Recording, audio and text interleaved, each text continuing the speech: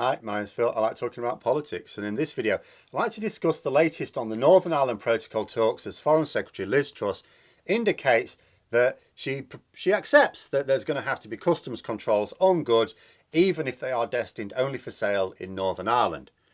The gammons are not best pleased, put it that way. But first, if you'd like to be notified of daily news and politics, please subscribe to the channel and click the bell notification icon. So, when Truss can take time away from taxpayer-funded photo opportunities in Moscow, she occasionally sets aside a little time for trying to put the square peg of Tory ideology into the round hole of Tory Brexit. So on this latest issue of customs controls, and the UK's government's previous position was that they should not apply at all to goods passing from Britain to Northern Ireland. Why should they apply? They're not going to the EU.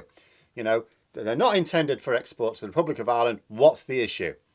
But there are some things to consider. The first is that, of course, there's no harm done to the integrity of the single market if goods pass from Britain to Northern Ireland and stay there. If you can guarantee that this will be the case, no reason to say that any trade controls need apply. And that's why you put it like this to Brexit supporters and they just think the EU are being mean because, well, why are they insisting on checks then?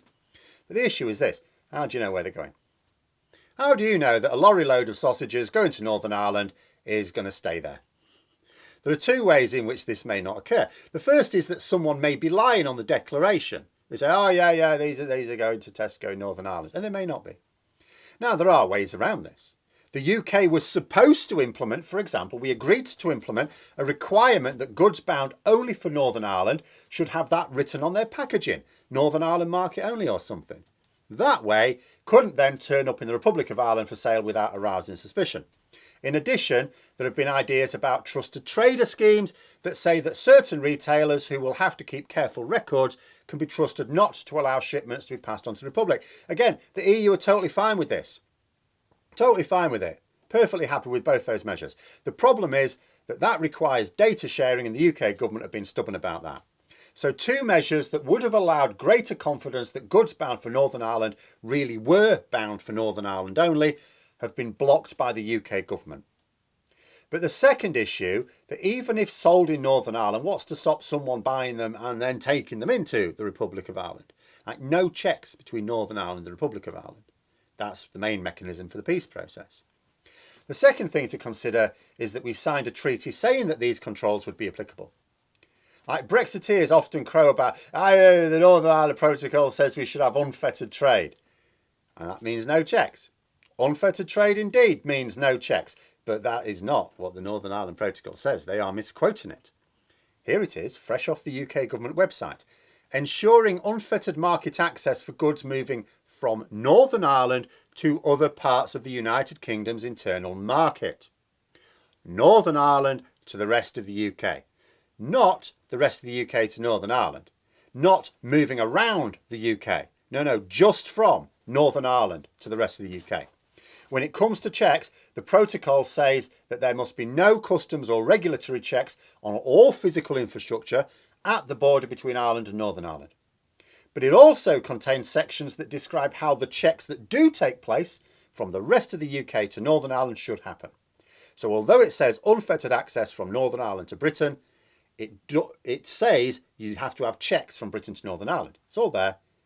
You know, and the regulations of the EU that they have to comply with, it's all there in black and white. We negotiated it. The government made it their main manifesto promise to implement it, and we signed it. All fair and square. So when some Brexiteers complained that Liz Truss was making a concession to the EU, I had to correct that this concession was made by David Frost and Boris Johnson. Liz Truss is doing no more than agreeing to honour the treaty that she had no role in negotiating. Although she did commend it to the public, so she does bear some responsibility for it. Beyond just her general responsibility as a Secretary of State for not allowing the UK to renege on a promise. Like even if another government took over, formed of MPs who did not commend the withdrawal agreement to the public, they would still be expected to honour it because we don't want the UK breaking its word too many times. The Express were none too happy. Oh, they called it the Great Brexit Climb Down. They described it as a concession in negotiations. But this is factually untrue. A concession in negotiations, which has to happen in all negotiations, is something that you agree to give. That's not the case here because the customs controls described are already part of our international treaty with the EU. They've already been given. It's not a concession by Truss. It's simply an acknowledgement of the legal situation. It's also an acknowledgement that she doesn't have a cunning plan to bypass the need for it. Because if there were a way to ensure, absolutely guarantee, that goods passing from Britain to Northern Ireland could definitely not make their way to the EU without that physical border inside Ireland, there'd be no need for these controls. And we could then negotiate, not a change to the treaty, that's not on, but we could negotiate a mechanism by which they need not be applied. For example, the Northern Ireland Protocol was signed into law early 2020, but none of the actual mechanisms applied in 2020 because they didn't need to, because we were still in the customs union single market. You know, that Truss is moving towards the idea of these customs controls is an admission that she hasn't got a plan to do without them. Not that she's facing up to reality completely. I saw it reported that although she accepted that there would need to be some controls, it should be far fewer than under the existing arrangements. Well, the existing arrangements are what we have the treaty for. We haven't done more checks than the treaty requires. Nobody needs us to do more checks than the treaty requires. We don't want to, and the EU don't need us to, or even want us to.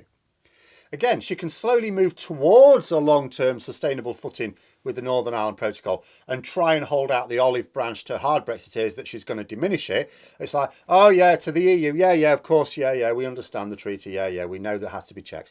To the Brexiteers, but we're going to make sure there's hardly any checks. But it's not going to happen. And just consider the situation. At the moment, we don't have a government that doesn't like Brexit but is just trying to limit the damage, as would be the case if Labour are in power.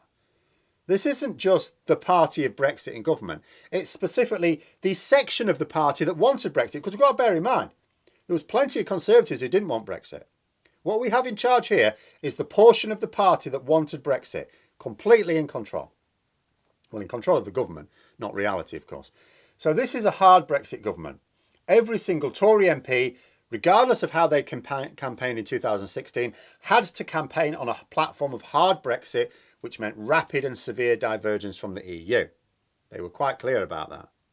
And yet, let's consider what that hard Brexit government has done regarding the protocol that it tried to say it had the legal right to unilaterally jettison bits of that they didn't like.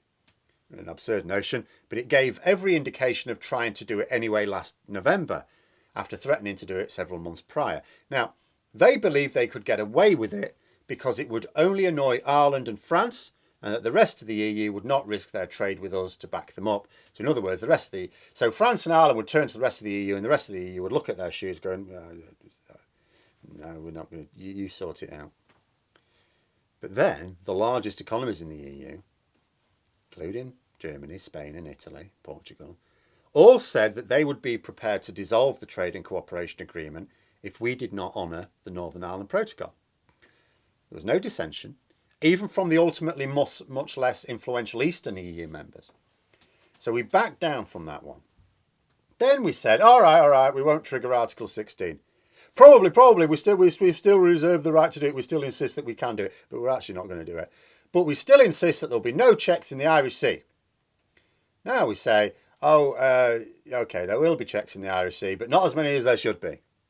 Unlike the UK, which has never once submitted any proposal for practical arrangements within the framework of the treaty, the EU Commission has been coming up with proposals. They've been coming up with proposals for over a year now. They've been talking to Northern Irish businesses and trying to find out what would be of practical help to them, and have come up with measures. A whole series of proposals that will allow them ready access to that trade without weakening the single market, which has resulted, for example, in a proposal that goods with a high degree of confidence for remaining in Northern Ireland, in other words, like shipments to big supermarkets, things like that, trusted traders basically, will only have to fill in a single customs declaration per consignment. Much less than the EU could insist upon, and yet it's still being dismissed by Johnson's government.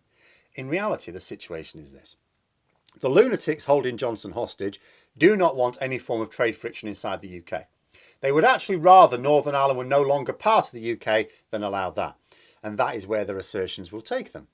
In fact, Ian Paisley, DUP MP, even in Parliament last week, accused Johnson of leading an English nationalist party. Blimey, cried the political commentators. Just woken up from a coma, have you?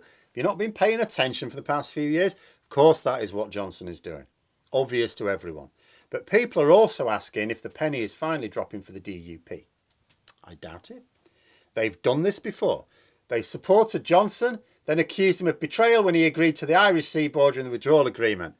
Then he said he was going to renege on it, and they all supported him again. Oh, we thought you were serious there, Boris. Oh, I see. You had your fingers crossed behind your back. Not to worry, son, not to worry. Now they see that he's not doing that, and they cry betrayal again. I mean, Johnson is gaslighting the entire population in the UK, but it's way easier with people who have a shaky grasp of reality as it is. The bottom line, and the point I shall always have to make with these protocol twists and turns, is that if we have customs and regulatory divergence from the EU, there has to be a customs and standards border between us. International rules, WTO rules, it's not EU rules. If that border cannot be inside Ireland, and it cannot legally or politically, then it must be between Britain and Ireland. The entire island of Ireland, including Northern Ireland. There are only two ways to remove an internal border inside the UK right now. Two ways. First, the UK rejoins the EU Customs Union single market. Or second, Northern Ireland rejoins the rest of Ireland and leaves the UK. That's it. Those are your choices. No third way, even if Johnson were deposed by someone insane enough, or he himself, in order to keep his job, decided to tear down the protocol unilaterally, could not possibly last because the backlash would be enormous. Very famously, Boris Johnson grew up wanting to be king of the world. He is king of nothing and would be slapped down quickly and hard if he ever seriously tried to take on the world.